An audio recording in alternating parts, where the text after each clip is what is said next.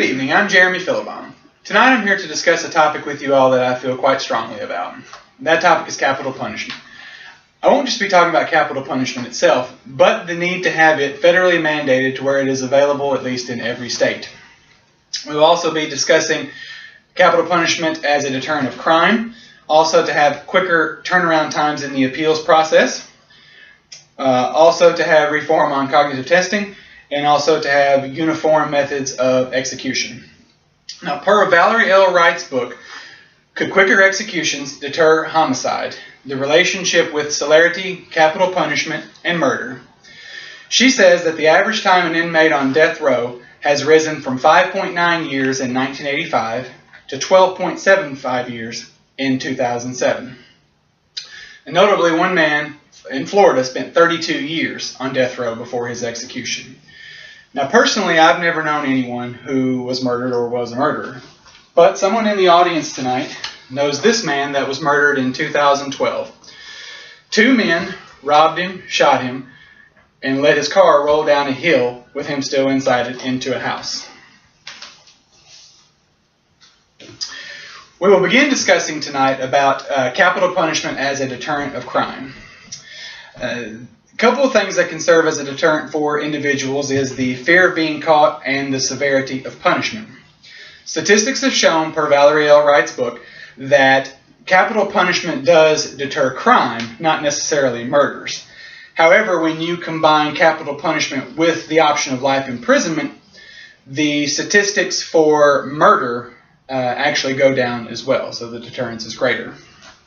Dr. David D. Mulhausen, in his article, The Death Penalty Deters Crime and Saves Lives, uses data sets that says for every one execution, 3 other murders are prevented. Now, these numbers include murders that happen in prison and also ones on the outside by offenders as well. Moving on to streamlining of the appeals process, we must first understand the current process, which has 4 steps. First is going to be the direct appeal. Second is state post-conviction. Third is federal habeas corpus. 4 is executive clemency.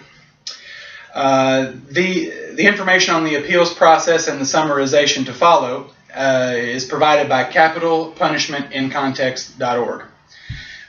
First, the direct appeal is what happens shortly after the death sentence has been handed out. Then the state appeal goes to the state Supreme Court for review via petition. Then the federal habeas corpus is where if federal issues arrive, the U.S. Supreme Court can get involved and review trial records and case study. And then finally we have the executive clemency, where a governor can issue a postponement if he deems it necessary. Now, when you combine the 3 steps before executive clemency, the executive clemency and its review, this becomes a lengthy 11-step process. Now, to rectify this, first, the jury trial and the sentencing hearing should serve as the first step in the process. Then it could go to a local county or provincial judge who, with lengthy experience to review the case. And then we could have the state Supreme Court get involved if necessary from there. And then if federal issues arise, it can go to the U.S. Supreme Court. The executive clemency should be abolished because the governor doesn't have time to review these cases in length. He would only be acting as at a personal level as opposed to a professional one. Since 1976, the Bureau of Justice Statistics have shown that these lengthy reforms have been harmful to the economy, the victims' family members, and also even the offenders themselves. Now that we have discussed the information concerning the appeals process, we will move on to the cognitive testing. We have 2 Supreme Court cases. The first is Ford versus Wainwright from 1986, which discusses insanity and also crime of passion. Second is in 2002 is Atkins versus Virginia, which talks about and expounds upon intellectual disability cases. Now with the insanity and crime of passion, I feel that it should be amended to where it doesn't play a role in the guilt determination, but can have an effect on the sentencing.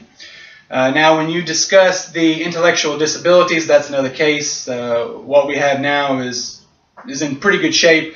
The only changes that I can think of is to make sure that the baseline test and the IQ numbers used are the same across the board. That information concerning the information on the cognitive testing is from deathpenaltyinfo.org. Evidentiary testimony from the Eileen Wuornos case concerning insanity also talks about where she was an offender who had she was subject to many physical and sexual abuses, unfortunately. And she murdered a man who she claimed had raped her. Now, she was a prostitute, which doesn't mean that she should be raped or that it's not possible for her to be raped. But what was unbeknownst at the time is that she had actually raped a woman herself.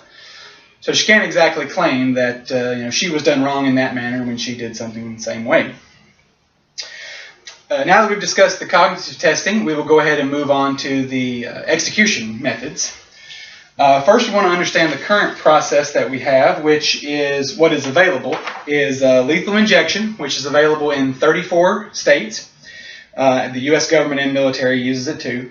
This photograph was provided by TexasTribune.org. Then we have electrocution, which is available in 8 states. This photo is from NBCnews.com. And then we have the gas chamber, which is available in 4 states. This photo was provided by thinkprogress.org. Then we have the hanging, which is in 3 states, and firing squad, which is utilized in 2 states. Now, it is noteworthy that all of the states that have methods of execution outside of lethal injection have the lethal injection as well. So, obviously, the hope is lethal injection could be the uniformed method to carry out these executions, because the fact is the execution has been deemed necessary by what the offender has done. It's not to be used as a painful vengeance method, but just simply to cause the offender's death. Now, if lethal injection is unavailable or the offender wishes to die by another means, then another humane option should be utilized outside of lethal injection. Now, what has been brought into question, and this information on the executions comes from deathpenaltyinfo.org. What's been brought into question is the 3-drug protocol that is used, and just because of some of its failures. This is rightfully so, but the fact is the further testing does need to go on. We need to try to find something that works, because unfortunately the crimes of murder are something that is just simply not going to go away. The basis for this questioning for the 3-drug protocol comes from a 2008 Supreme Court case, which was Reyes versus Bees. In conclusion, we have discussed information tonight about capital punishment as a deterrent on crime. We have also talked about the streamlining of the appeals process, reform of cognitive testing, and also the uniform methods of execution.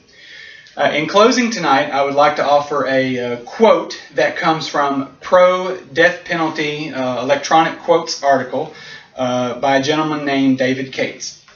David Cates goes on to say, quote, if for some reason you need to support this bill, then remember the last moments of my wife's life.